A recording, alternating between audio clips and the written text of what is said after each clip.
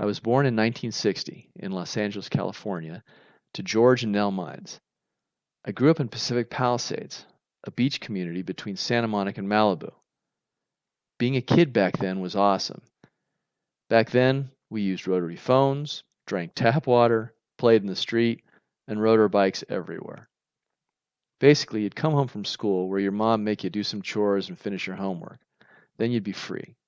You'd run out the door, into the street, look left and right, and whichever direction had the most kids, well, that would be where you'd go.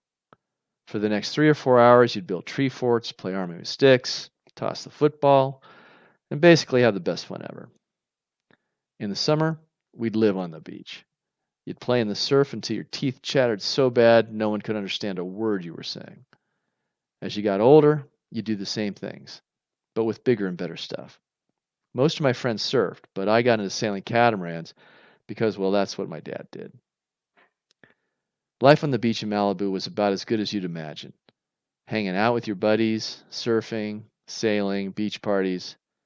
It was simply the best. Then there were the sailing trips to the Channel Islands with my dad. Dad had a good friend, Paul Whistler, who would take us sailing on his 32-foot sloop. We'd sail out from Oxnard Harbor and mostly cruise around Santa Cruz Island.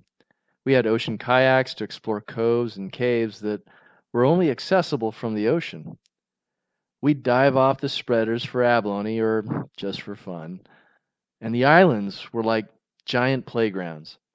We'd beach our dinghy, explore different drainages, get chased by wild boar, and step on a few buffalo pies. Then there were the backpacking trips in the high Sierras.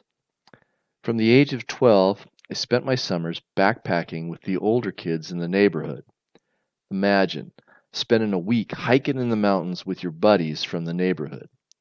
It just doesn't get any better than that. And for the next 20 years, I continued to backpack in the high Sierras every summer.